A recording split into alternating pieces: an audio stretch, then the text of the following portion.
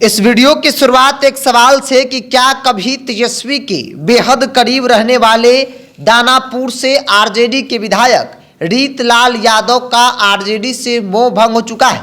और यह सवाल कोई मामूली सवाल नहीं बल्कि बड़ा सवाल है।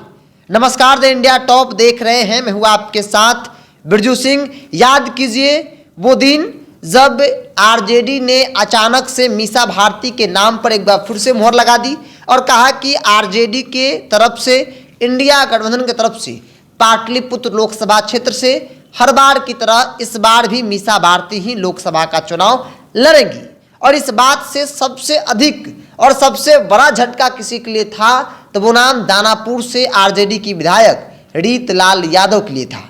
क्योंकि रीतलाल यादव पिछले 2 साल से पाटलिपुत्र लोकसभा क्षेत्र में भ्रमण कर रहे थे। क्योंकि कहा जा रहा था कि लालू प्रसाद यादव और तेजस्वी यादव ने उन्हें हरी झंडी दे दी और कहा कि आप तैयारियों में लग जाइए। मीसा भारती के बस की बात पाटलिपुत्र से चुनाव जीतना नहीं है। जिसके बाद रीतलाल यादव मजबूती के साथ चुनाव प्रचार में लगे थे। लेकिन अचानक से रीतलाल यादव को झटका देकर वो टिकट मीसा भारती को दे दिया जाता है। हालांकि मीसा भारती चुनाव जीत गई, लेकिन जिस दिन मीसा भारती के नाम का ऐलान हुआ उस दिन से लेकर अब तक रीतलाल यादव कहां है यह कोई नहीं जानता है।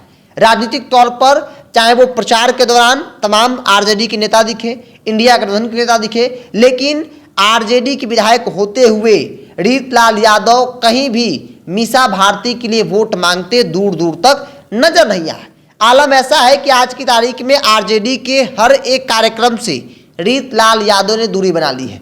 समीक्षा बैठक 2 दिवसीय, और उस समीक्षा बैठक में तमाम बड़े बड़े धुरंधर पहुंचे, लेकिन रीतलाल यादव नहीं पहुंचे। और इसीलिए सवाल बड़ा है कि आखिर क्या मोहभंग हो चुका आरजेडी से। राजनीतिक तौर पर अब चर्चा भी होने लगी है कि रीतलाल यादव 2025 का चुनाव अब दूसरे गठबंधन, दूसरे दल से लड़ेंगे।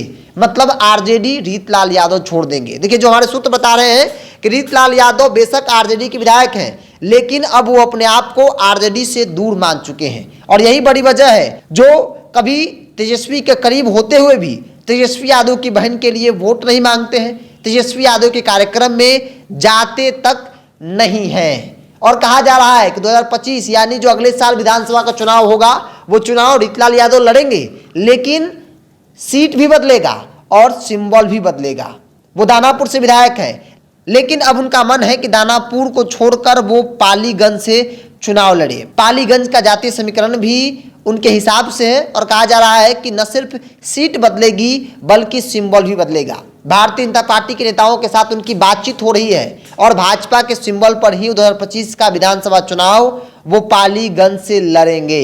मतलब रीतलाल यादव का पूरी तरीके से मोह भंग आरजेडी से हो चुका है। और यही बड़ी वजह है जो तमाम कार्यक्रम से उन्होंने दूरी बना ली है। और कहा जा रहा है कि 2025 का विधानसभा चुनाव वो दानापुर से नहीं बल्कि पालीगंज से लड़ेंगे और इसकी तैयारियों में वो अंदर ही अंदर लग चुके हैं। 2025 में वो भाजपा के टिकट पर या संभवतः जेडीयू का भी टिकट हो सकता है, लेकिन वो एनडीए के टिकट पर चुनाव लड़ेंगे, ऐसा कहा जा रहा है। जो सूत्र बता रहे हैं कि लगातार उनकी बातचीत भाजपा के नेताओं से हो रही है। भाजपा के सिंबल पर पालीगंज से रीतलाल यादव चुनाव लड़ सकते हैं, क्योंकि वो जिस उम्मीद के साथ आरजेडी को मदद कर रहे थे, आरजेडी के साथ चल रहे थे, हालांकि आरजेडी के विधायक हैं वो, लेकिन उस उम्मीद पर आरजेडी नहीं खड़ी उतरी। जितना मेहनत उन्होंने क्षेत्र में किया था लालू प्रसाद यादव, तेजस्वी यादव के कहने पर, लोगों को ऐसा लग रहा था कि रीतलाल यादव चुनाव जीत जाएंगे, लेकिन अचानक से रीतलाल यादव को साइड कर दिया जाता है और लालू यादव अपनी बेटी